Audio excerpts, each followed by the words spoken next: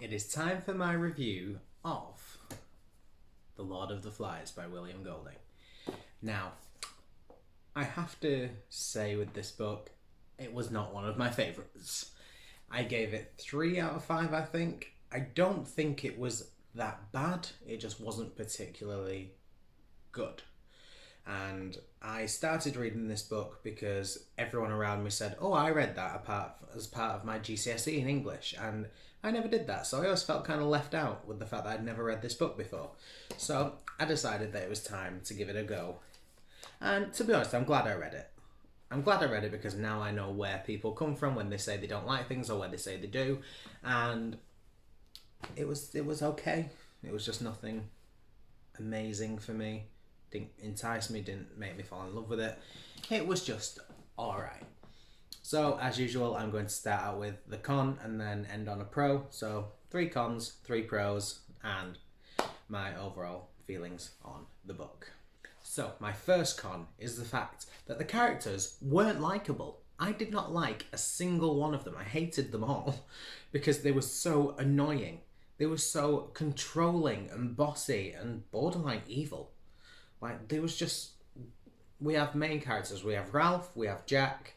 They were basically in a power struggle for who was going to be the leader of the group that were on the island.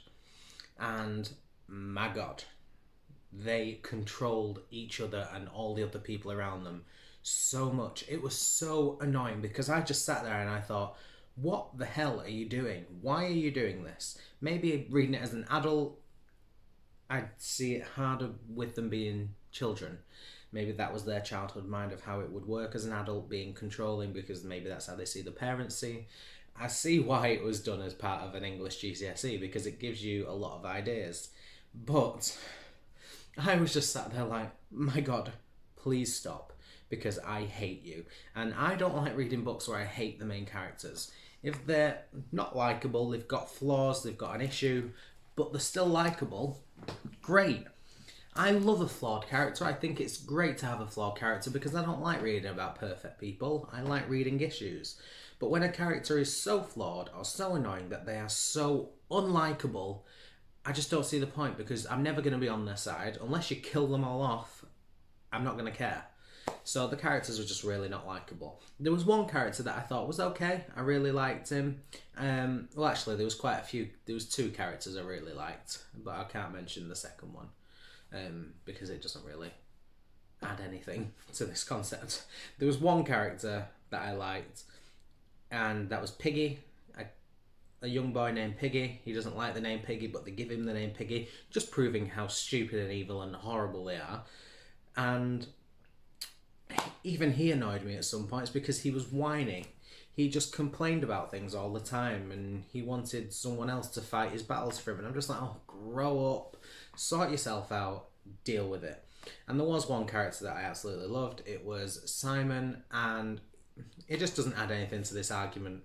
Like, yeah, he was likeable, he was great, but he wasn't necessarily a main character. So, just kind of pointless to really mention him, to be honest. My first pro of the book is that the book was not afraid to go dark.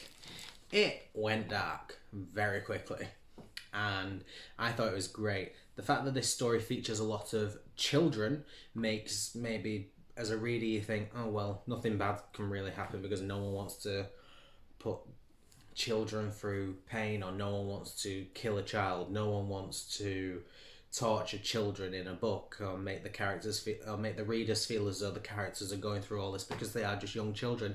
No. William Golding was all for that. He was like, I'll kill you, I'll torture you.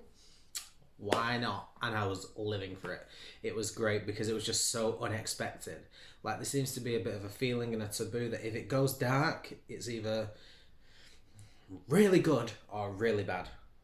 And this one was really good. Because I think when it comes to making stories go dark, especially when it involves children, it's either a bit too far and maybe a bit inappropriate or insensitive. But then again, I live for that as well. I never think anything's too far because life's not that nice, is it? So I love it, live for it all. but I was living for this because he was not afraid to go dark. He was not afraid to put the characters in horrible situations and make them experience horrible things. Fantastic. Well done. The second con that I had, and it was just something that annoyed me. Like, again, I know it was done for a particular reason because that is how the author wanted it to be done, because he wanted high messages in society. I don't like that the second this group got out of a plane crash, they just acted so mature. Like, this is a bunch of children between 6 and like 13-year-old, like very young children. And the second they're in a plane crash, they kind of group together and say, right, we need to start a fire. We need to get help from people. We need to make a camp. We need to split into groups. We need to assign roles. But I think as a 10, 12, 13, 4-year-old, if I was in a plane crash, I'd sit there and cry and say, oh my God, I've just been in a plane crash. My life is over. I wouldn't immediately get up and like, right, this is what we have to do because we are now living on this island. Because that would not come into my head. And I think they just immediately became too mature. They took too much responsibility on straight away. And I know that was an intention of the author, so I don't necessarily think it's that bad of a thing. But just as a reader that is not reading it to analyse the deeper meanings and things, it just seemed a bit silly. And a bit too much of a plot convenience that they all decided to be mature at this moment in time. So, again, I get why it was done. I understand it. If you like studying English literature or something, then my God, this is a book for you. But as a reader that doesn't really care about English literature, I like looking at the society and the context of things, but this was done as a bit of a metaphorical thing, and I don't really care about stuff like that. I like reading a book for the enjoyment of it. I don't need to analyse it. Now, my second pro is one that I thought was really good, but really different at the same time. And it's the concept of the monster on the island. Because in comparison to the fact that they were really mature, there was the idea that this monster was living on the island and it was going to get them. I thought the concept of having this monster was so good because it really pinned down and reminded the reader that at the end of the day, no matter how mature these children act, they are children. And they are still scared by things in the dark. And I thought that was just so good to remind the reader of and drill in that they were children and really take the kids back to the fact that they were kids. And the way that played out, I won't really reveal how that played out, but the way the whole idea of the monster played out was really good. I thought it was great, and yeah, it was a high point in the book for me, the whole concept of the monster, because it really did remind us as a reader that these are children and they get scared of things. And I think it just reminds us of a time when we were children and makes you all think, was I scared of a monster in the dark? And realistically, I think at some point in their life, everyone was afraid of the monster in the dark that was going to get them. And I really loved it. So I thought that was great. Now, the third con is just a small thing. And it's really nothing. It really is a nothing comment. But it's just one of those small things that make me feel that it was a bit illogical. How did so many children survive this plane crash? Like, there was obviously no adults on the island. It was a group of children who were being evacuated during the wartime and the plane crashed. So I get why it was all children, so that was fine by me, on board. But there was obviously a pilot. The pilot was an adult. He died, so it obviously weren't a easy landing. I assume the pilot died because he weren't on the island with them. And I assume a child weren't flying the plane. So obviously it wasn't going to be the easiest landing because it killed the pilot. But how did so many children survive? Everyone just kind of walked up like, oh yeah, here I am. Not even anyone was injured, really. I didn't see anyone injured. I don't recall anyone mentioning being injured at the end or at the start when it happened. It was just like, oh, this happened. You know, when someone gets into a massive plane crash and just walks away without a scratch. It just, bit wrong. But just a small thing, bit of a funny thing. But it annoys me, just the small details. I just think, why? What? How? How did so many children survive this plane crash without a scratch? Okay, my last pro of this book. Wow. I think just the fact this book is extremely ahead of its time. When I think of books written in the 1950s, I mean, I don't really know what books were written in the 1950s, but this is not one I would have thought, because I think it is just the whole plot, the idea of this plane crash, the idea of these children going through such traumatic times, things like that. It just seems very modern. It seems so more up to date. When you think of things in the 50s, I don't know, I just picture like really old, boring narratives. Like, I've read a lot of books that were published in the 50s. I've read a few books that were published in the 50s, and I just hated them, put them down, didn't like them, because it was just a non story. And I've noticed that in a lot of older books, the story just tends to be like following people through life. There was no action, and I love a bit of action. I love a bit of thriller, I love a bit of mystery.